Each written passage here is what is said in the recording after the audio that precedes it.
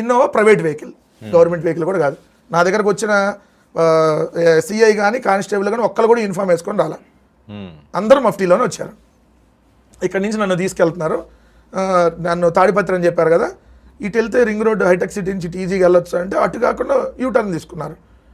ఇదేంటంటే ఇటు ఎక్కువ జర్నీ పట్టింది కానీ నేను మాట్లాడుతూనే ఉన్నా కంటిన్యూ. ఇటు జర్నీ ఎక్కువ పట్టింది, సిటీలో ట్రాఫిక్ ఉందంటే లేదు మా లగేజ్ ఉంది తీసుకొని వెళ్ళాలన్నారు.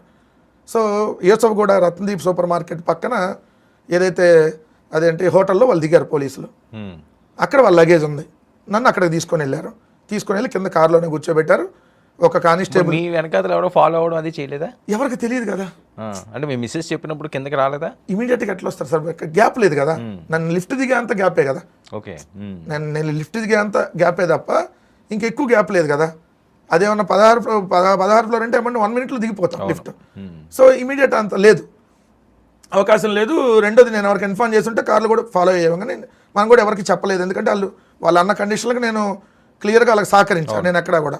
ఇప్పుడు ఎవరైతే మీడియాలో వస్తున్నాయో సరే దాని మీద తర్వాత మాట్లాడితే జరిగింది ఇది. అక్కడి నుంచి రత్నదీప్ సూపర్ మార్కెట్ దగ్గర నన్ను కారులోనే కూర్చోబెట్టారు.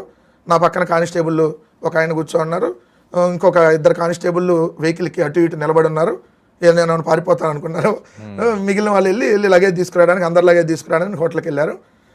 వెళ్ళిన తర్వాత దారిలో నాకు తెలిసింది ఎట్లా అంటే నాకు అరెస్ట్కి సంబంధించి ఉన్నాను, వాళ్ళు డిస్కషన్ చేసుకుంటున్నారు. సిఐకి ఫోన్ వచ్చింది. సిఐకి ఫోన్ వచ్చి సీసీ కెమెరాలో రికార్డ్ అవుతుంటే మీరు సీసీ కెమెరాని తీసేయలేదా, ఇంత టీవీలో వచ్చేదాకా మీకు చెప్పింది ఏంటి, మీరు చేసింది ఏంటి, అరెస్ట్ అయిన వార్త బయటకు రాకూడదు అని అంటే మీరు ఎమ్మటనే హైదరాబాద్లో ఉండగానే ఎలా బయటకు వచ్చిందని అవతల పై అధికారి అడుగుతున్నాడు. నాకు అవతల వాళ్ళు వినపడదు కానీ యువతలు మాట్లాడేదాన్ని